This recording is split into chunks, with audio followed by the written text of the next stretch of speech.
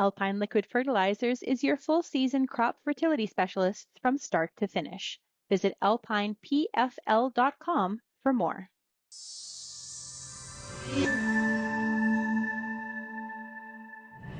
Hi, I'm Amber Bell, and this is Real Agriculture. I am sitting here today with Dr. Yamily Zavala of the CARA Soil Health Lab, and it's great to have you. I'm looking forward to catching up. Yes, and it was great to see you also here in the conference 2 years last time, right? It's been 2 years. Yes. So tell me, in that 2 years, what's been going on with the CARA Soil Health Lab? Well, we have an extension of the lab. Now we have a part of the lab that has been built for our new instruments that will allow us to measure minerals in the soil, because it's one of the components important that we were sending samples to a commercial lab, but now we're going to be doing pretty much everything in-house. We're going to have the capability of doing that, because sometimes when you send it to other labs, you have to wait, and then you have to repeat some samples, you have to pay it again. Now we can do everything in-house. Right, and so a lot of this, I remember you kind of getting started with the benchmarking study, which, so for the listeners, you had a benchmarking study that was going on across around Alberta, and talk a little bit about that and how you kind of got working with CARA, which is one of the applied research associations in Alberta. The idea for us to do the benchmark in the province was pretty much to understand what was really happening with the soils. That was the first thing, to know what the stages of the health of the soils were. And this is something that that we needed to go more into detail. So we were looking for soil health indicators that allow us to see the physical, the biological, and the chemical properties of the soil. And those indicators were the ones that had been giving us a lot of information of what's really the constraints that the soil have, and for us to kind of start healing the soil when we unlock those constraints. So that's the major thing. So how all of this started is that for me it's very important that you measure it.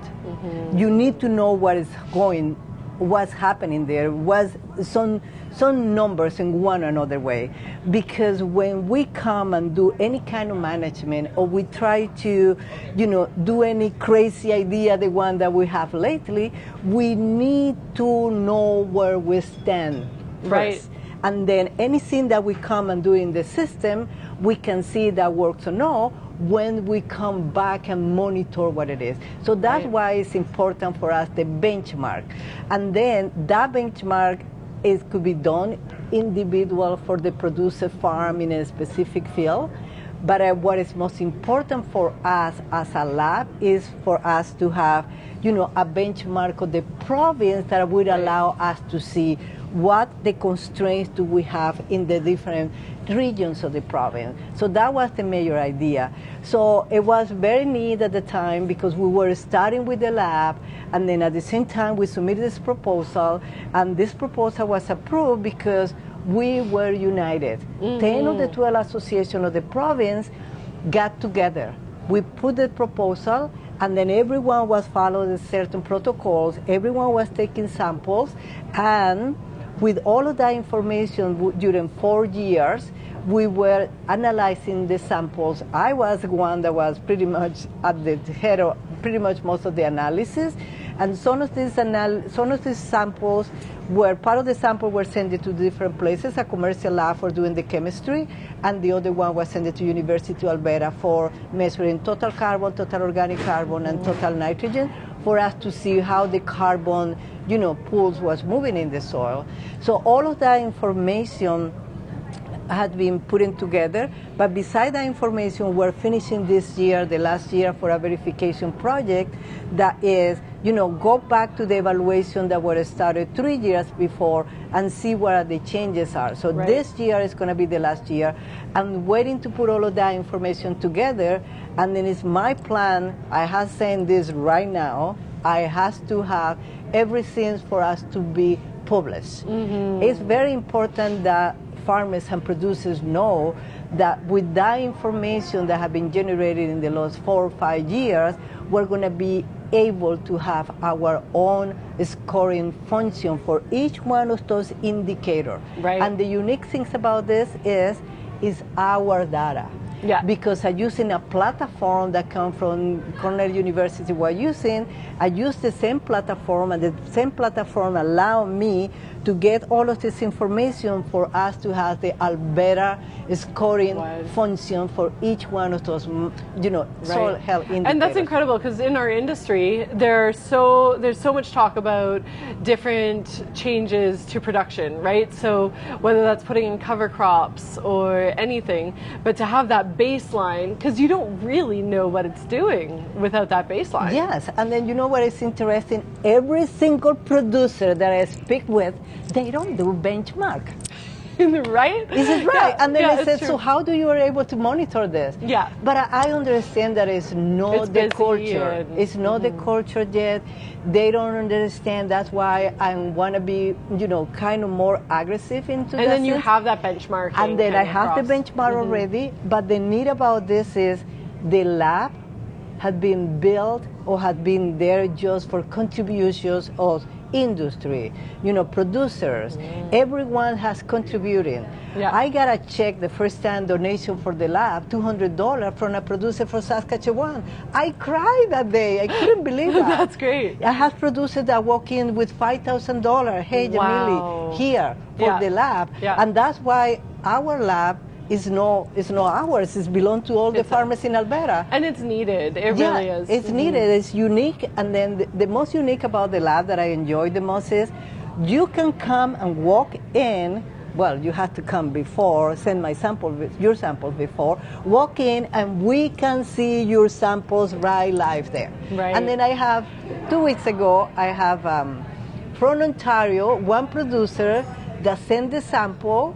And then he was coming here. I said, let me know when you're here, and then we can process your sample together. He came with his son, and then we analyzed the sample.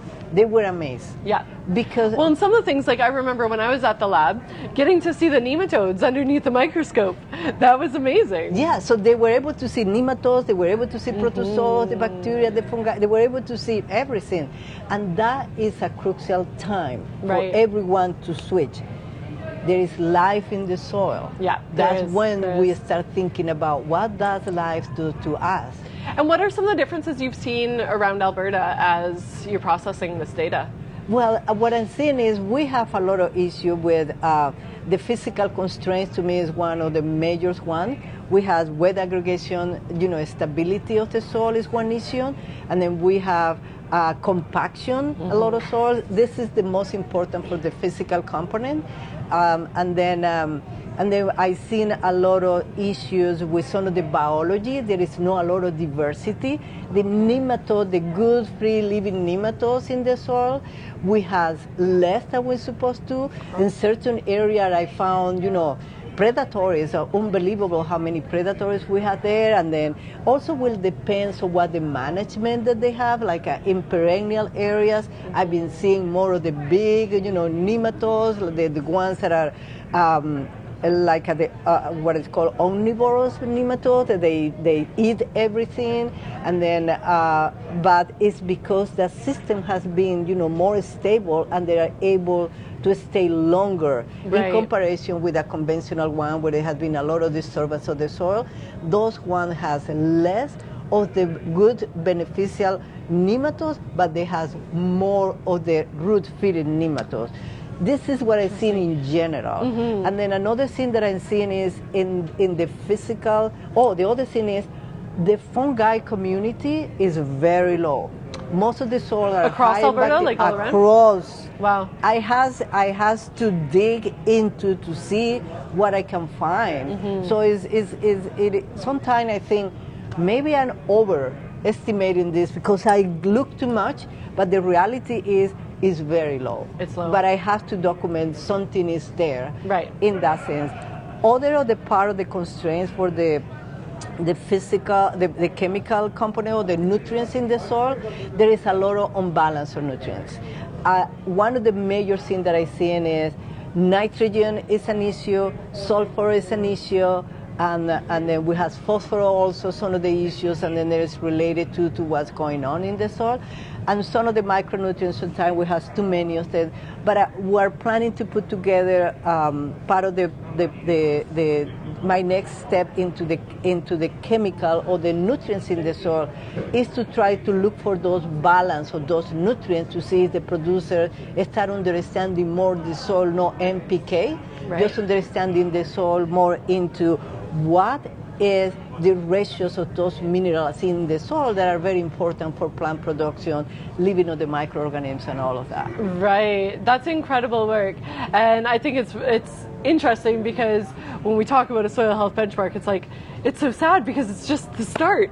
Like there's so much research that can be branched off of this, right? There's so many more questions. And that's the important part of the benchmark because we as an association, each one of us have been sending samples to all of this year, and those information that they have regionally will allow those associations be able to see what are the constraints they have, and they can use that information to get funding for targeting those specific problems. Mm-hmm. So, but we need to be united. Yes. We need all the association to be able to see that. I hope the next year we will be able, after I have all of this, invite everyone to come and visit the lab, and then we're all going to sit down and say, you know, you guys, let's look at this issue, let's work together and see if we can get funding to target those issues that we have. Right.